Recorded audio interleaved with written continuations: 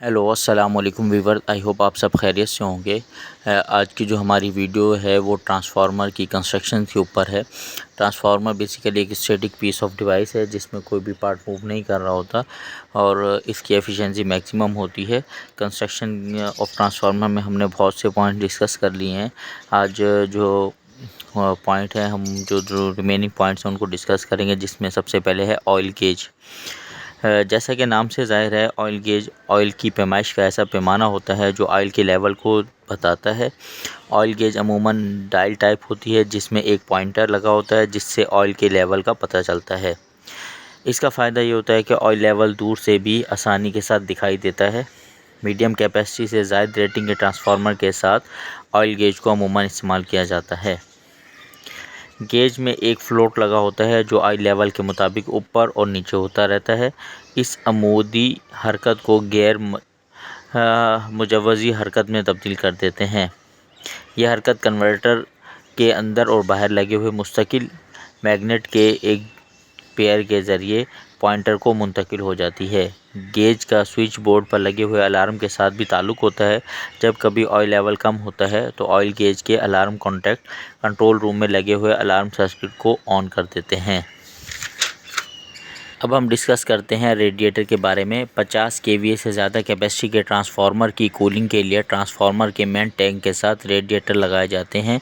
ये पाइप्स या ट्यूब्स की शक्ल में होते हैं। इनकी वजह से ट्रांसफार्मर के टैंक का सतही रकबा जो सरफेस एरिया बढ़ जाता है। इस तरह कूलिंग ज़्यादा अच्छे तरीके से होती है। ट्रांसफार्मर कूलिंग के इस तरीक़ों को ओनैन कहते हैं। ओनैन का मतलब होता है oil natural and air natural.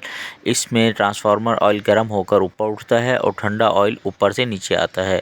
गर्म तेल अपनी हरारत मेन टैंक और रेडिएटर पाइप के बैरूनी सतह पर मुंतकिल करता है और जब हवा मेन टैंक और रेडिएटर से छूकर गुजरती है तो उन्हें नेचुरली ठंडा कर देती है। कंस्ट्रक्शन ऑफ ट्रांसफार्मर में एक और मेन पार्ट होता है कूलिंग फैंस का। अमूमन 1 MVA से 26 MVA के ट्रांसफार्मर पर रेडिएटर्स के अलावा कूलिंग फ़ैन भी रेडिएटर पर लगाए जाते हैं। ट्रांसफार्मर में ऑयल टेम्परेचर गेज के कॉन्टैक्ट इस तरह सेट कर दिए जाते हैं कि जब ट्रांसफार्मर ऑयल का दर्जा हरारत 75 डिग्री सेल्सियस से बढ़ जाए तो ये गेज कूलिंग फैंस को ऑन करा देते हैं। कूलिंग फराहम करने के इस अंदाज को कूलिंग मोड को ONF कहते हैं, यानी oil natural and air force cooling system.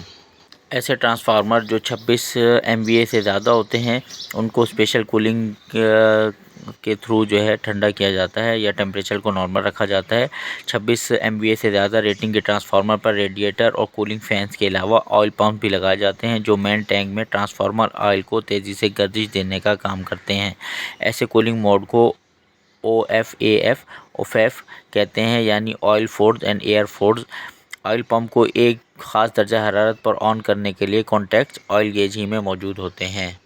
Construction of transformer में एक बहुत ज़्यादा इंपॉर्टेंट पार्ट है ट्रांसफार्मर इंसुलेशन का। ट्रांसफार्मर के मेन टैंक में अमूमन मिनरल इंसुलेटिंग ऑयल या मादनी तेल इस्तेमाल किया जाता है। ये तेल इंसुलेशन के अलावा कूलिंग का काम भी करता है।